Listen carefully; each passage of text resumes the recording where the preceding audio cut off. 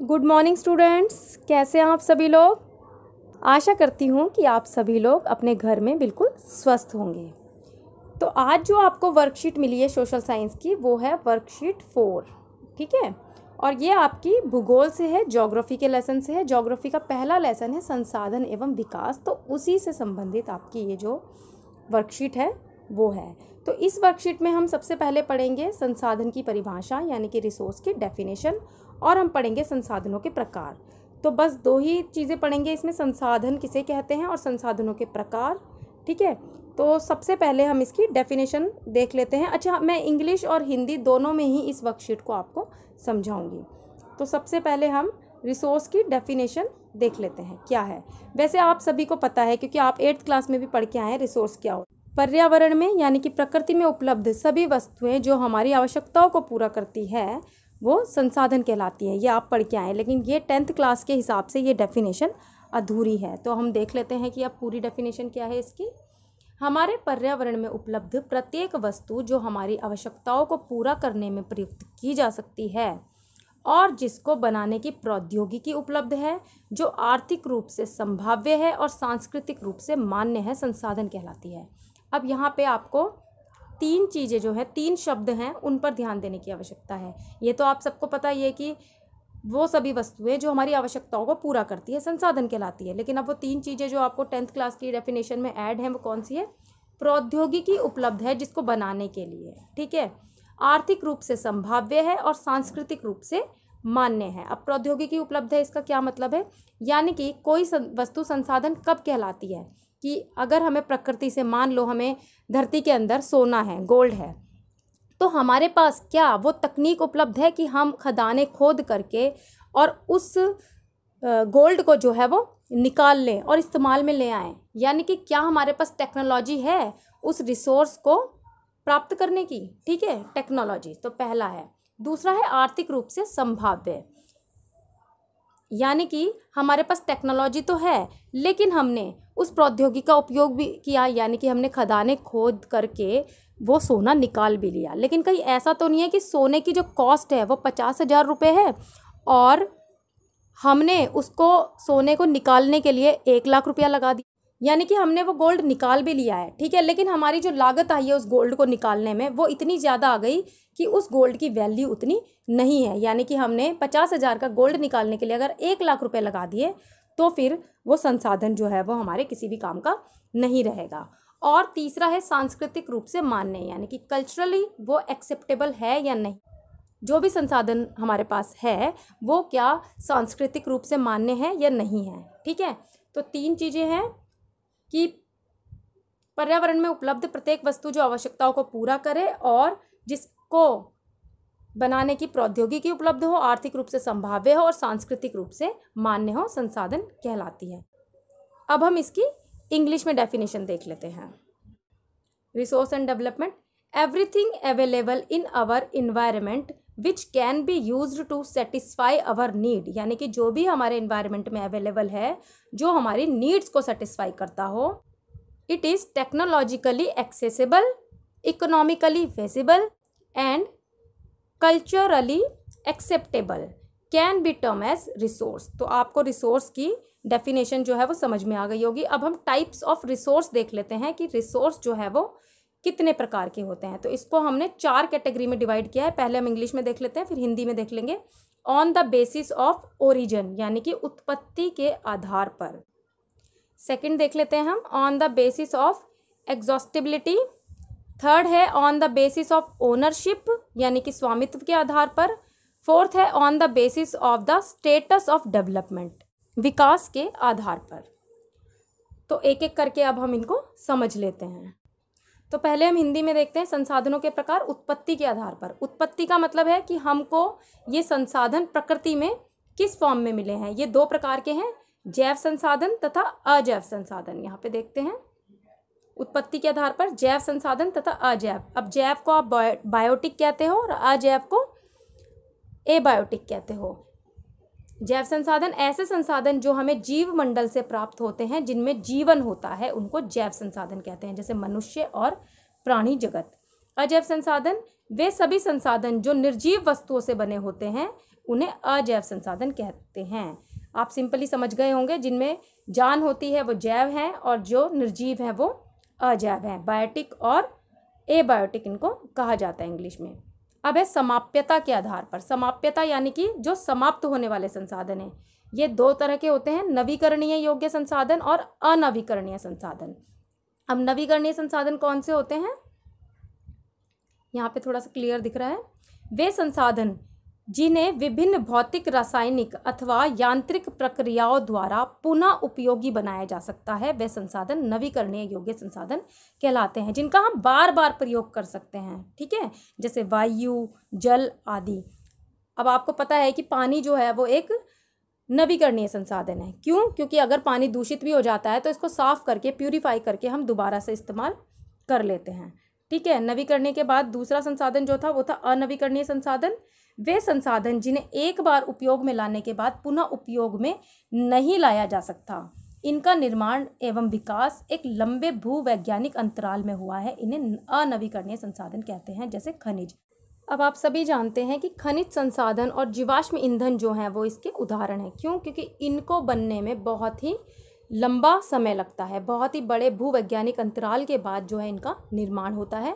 तो ये अनवीकरणीय संसाधन है, यानी कि इनको अब अगर हम एक बार इस्तेमाल करेंगे तो ये ख़त्म हो जाएंगे। आपको पता है कि कोयला, पेट्रोल जो वो ऐसे संसाधन हैं जिनको अगर हम एक बार इस्तेमाल करते हैं तो इनका पुनः पुनः उपयोग नहीं कर सकते। ठीक है, तो आपको समझ में आया होगा कि जो समाप्यता के आधार पर दो तरह के संसाधन है, नवीकरणीय संसाधन और अनवीकरणीय संसाधन। और उत्पत्ति के आधार पर अभी हम पढ़ चुके हैं जैव संसाधन और अजैव संसाधन। अब हम देख लेते हैं स्वामित्व के आधार पर, यानी कि on the basis of ownership. पहले हैं व्यक्तिगत संसाधन। व्यक्तिगत संसाधन वो होते हैं जो निजी स्वामित्व वाले संसाधन होते हैं, जैसे हमारी पर्सनल चीज़ें जो होती हैं। जैसे अगर मेरा घर है तो वो मेरा पर्सनल है, उस पर किसी बाहर किसी और व्यक्ति का अधिकार नहीं है। मेरा पेन है, मेरी किताब है, ठीक है, मेरी चेयर है, तो ये हमारे निजी संसाधन होते हैं, व्यक्तिगत संसाधन। दूसरे होते हैं सामुदायिक संसाधन। सामुदायिक संसाधन कौन से होते हैं? जो कम्युनिटी के होते हैं, जैसे वे संसाधन जो समुदाय के सभी लोगों के होते हैं। अब आपको पता है कि जैसे अगर पार्क है आपके एरिया में कोई, तो वो आपका पर्सनल पार्क तो नहीं है ना, वो समुदाय में सभी लोगों का पार्क है। आपका स्कूल है, वो केवल आपका पर्सनल नहीं है, वो पूरी कम्युनिटी का स्कूल है। ठीक है, इसी तरह से तीसरे नंबर के जो संसाधन है इस कैटेगरी के अंतर्गत वो होते हैं राष्ट्रीय संसाधन, जिनको नेशनल रिसोर्स कहते हैं। किसी भी प्रकार के संसाधन जो राष्ट्र की भौगोलिक सीमा के भीतर मौजूद हो, राष्ट्रीय संसाधन कहलाते हैं।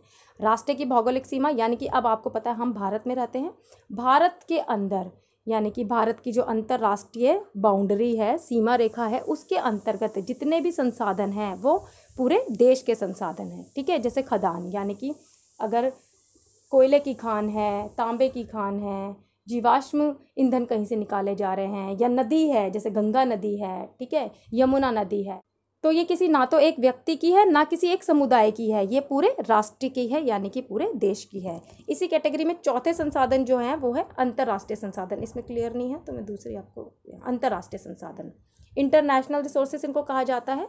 समुद्र तट रेखा के 200 समुद्री मील यानी कि 200 नॉटिकल माइल की दूरी से परे खुले महासागरीय संसाधनों पर किसी देश का अधिकार नहीं है।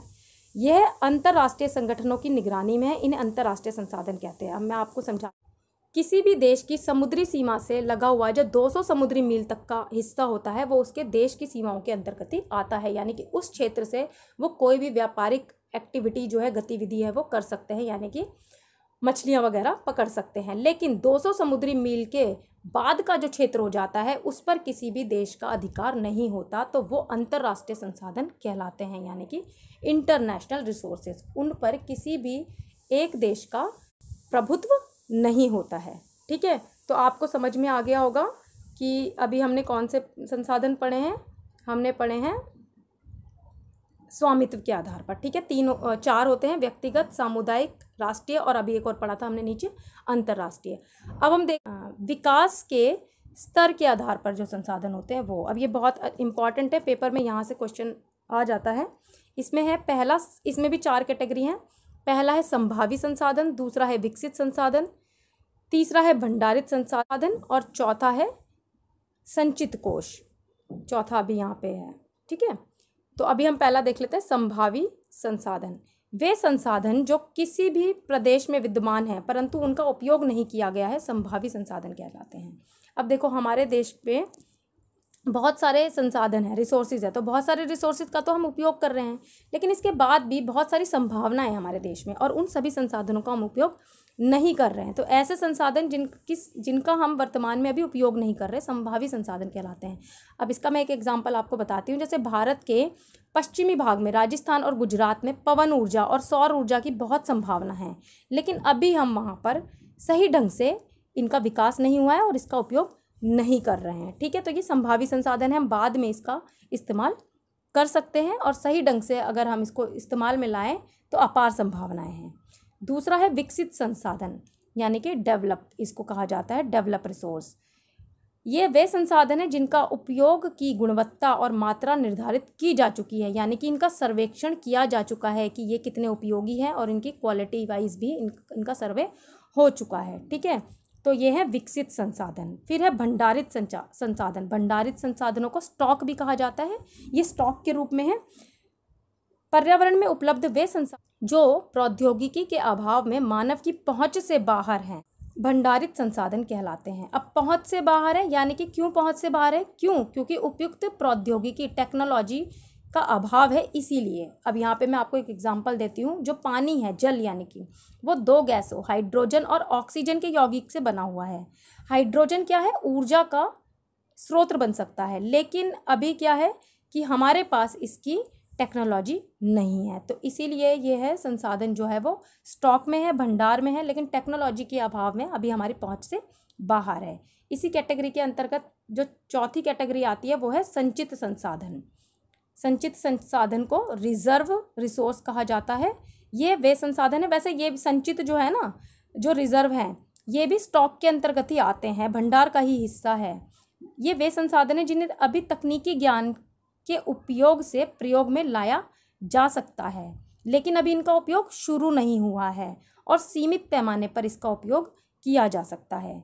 जैसे एग्जाम्पल अगर मैं इसका दूँ तो बांधों में, यानी कि डैम्स जो है उसमें बहुत पानी है, जल है, संचित कोष के रूप में, और फ्यूचर में इससे इलेक्ट्रिसिटी पैदा की जा सकती है। जितने भी हमारे बांध हैं सभी से अभी हम हाइड्रो इलेक्ट्रिसिटी जो है वो नहीं बना रहे हैं, तो क्या है, ये हमारे पास रिजर्व में है और इनका उपयोग फ्यूचर में किया जा सकता है विद्युत पैदा करने के लिए। ठीक है, तो अब मैं इसको एक बार इंग्लिश मीडियम वाले बच्चों को समझाने के लिए भी बता देती हूँ। On the basis of origin हमने पढ़ लिया था। Biotic resource, abiotic resource. Biotic आपको पता है, these are obtained from biosphere and have life, human being and life stock. दूसरे थे अबायोटिक। अबायोटिक जो है वो नॉन लिविंग थिंग्स वाले रिसोर्सेज कहलाते हैं, जैसे रॉक और मेटल्स। ठीक है, फिर हमने पढ़ा था on the basis of exhaustibility. इसमें रिन्यूएबल रिसोर्स आते हैं, रिन्यूएबल जिन्हें बार बार हम इस्तेमाल कर सकते हैं, जैसे सोलर एंड विंड एनर्जी। और नॉन रिन्यूएबल रिसोर्स वो हैं जो हम एक बार इस्तेमाल के बाद रिसाइकल नहीं कर सकते। ठीक है, पेट्रोलियम, कोल जो है इसका एग्जाम्पल था। फिर on the basis of ownership. Ownership मतलब स्वामित्व के आधार पर। इंडिविजुअल मेरे पर्सनल, जैसे मेरा घर। कम्युनिटी रिसोर्स है, इसमें कम्युनिटी के हैं जिन पर पूरी कम्युनिटी का अधिकार होता है, जैसे आपका स्कूल है, पार्क है। ठीक है, फिर नेशनल रिसोर्स। नेशनल रिसोर्स वो रिसोर्स होते हैं जो जोग्राफिकली बाउंड्रीज के अंदर एक नेशन के अंदर आते हैं, जैसे रिवर हो गई, मिनरल्स हो गए, फॉरेस्ट हो गए। ठीक है, तो ये नेशनल रिसोर्स के अंतर्गत आते हैं। International resources regulated by international institutions. Example oceanic resources beyond 200 nautical miles. ये मैं आपको बता चुकी हूँ कि किसी भी देश की समुद्री सीमा जो लगी होती है उसके 200 नॉटिकल माइल्स के बाद का जो एरिया होता है वो इंटरनेशनल रिसोर्सेज में आता है। फिर था on the basis of status of development. Potential resources जो मैं आपको पढ़ा चुकी हूँ। Resource which are found in a region but have not been utilised. Example wind energy. फिर था डेवलप्ड रिसोर्स। डेवलप्ड रिसोर्स वो हैं जो पूरी तरह से डेवलप हो चुके हैं। Resource which are surveyed and their quality and quantity have been determined for utilisation. फिर स्टॉक है, स्टॉक के रूप में minerals in the environment which have the potential to satisfy human needs but human beings do not have the appropriate technology to access, यानी कि अभी हमारे पास इसकी टेक्नोलॉजी नहीं है। रिजर्व जो है वो भी स्टॉक का ही हिस्सा है। Reserve which can be put into use with the help of existing technology but their use has not been start yet. तो मुझे लगता है कि हिंदी मीडियम और इंग्लिश मीडियम दोनों ही मीडियम्स के स्टूडेंट्स को ये समझ में आ गया होगा। अब हम इसके क्वेश्चंस देख लेते हैं। तो पहला क्वेश्चन है, अपने दैनिक जीवन में उपयोग किए जाने वाले किन्हीं दो अनवीकरणीय संसाधनों के नाम लिखने हैं। हमें दो नॉन रिन्यूएबल रिसोर्सेज के नाम लिखने हैं। तो बहुत मुश्किल नहीं है, बहुत ईजी है। फिर है, संसाधनों के महत्व का वर्णन कीजिए। हमें रिसोर्सेज की इंपॉर्टेंस बतानी है। थर्ड क्वेश्चन है, संसाधन कहलाने के लिए किन किन गुणों की आवश्यकता होती है, यानी कि यहाँ पे आपको सिंपली डेफिनेशन बतानी है रिसोर्स की। फोर्थ क्वेश्चन है, अपने दैनिक जीवन में आप जो संसाधन उपयोग करते हैं उनका उपरोक्त आधार पर वर्गीकरण कीजिए। यानी कि ये जो आपने अभी वर्गीकरण पढ़ा था, ये जो हमने पढ़ा था ना टाइप्स, इस तरह से उत्पत्ति के आधार पर, समाप्यता के आधार पर, स्वामित्व के आधार पर, विकास के स्तर के आधार पर, इस तरह जो जो चीज़ें हम इस्तेमाल करते हैं ये कैटेगरी टेबल बना के इस कैटेगरी वाइज जो है वो आपको आंसर आपका लिखना है। कैटेगरी वाइज आपको आंसर लिखना है। जैसे अगर आप पानी का इस्तेमाल करते हैं तो वो नवीकरणीय संसाधन के अंतर्गत आता है। अगर आप पार्क का इस्तेमाल करते हैं तो वो सामुदायिक संसाधन के अंतर्गत आ जाता है। इस तरह से आपको टेबल बनानी है और फिर संसाधनों के प्रकार लिखने हैं जो जो भी आप इस्तेमाल करते हैं। तो सभी स्टूडेंट्स से मैं पूछना चाहती हूँ कि आपको ये वीडियोस कैसे लग रहे हैं, क्या आपको समझ में आ रहे हैं और आपकी किस प्रकार से हेल्प कर रहे हैं। तो मुझे कमेंट बॉक्स में ज़रूर लिखिएगा। और अगर आपका इससे संबंधित कोई क्वेश्चन है तो वो क्वेश्चन भी आप मुझसे पूछ सकते हैं। इसके बाद आपको जो नेक्स्ट वर्कशीट मिलेगी, मैं उस वर्कशीट को भी इसी तरह से वीडियो फॉर्म में समझाऊंगी। अभी के लिए इतना ही, बाय।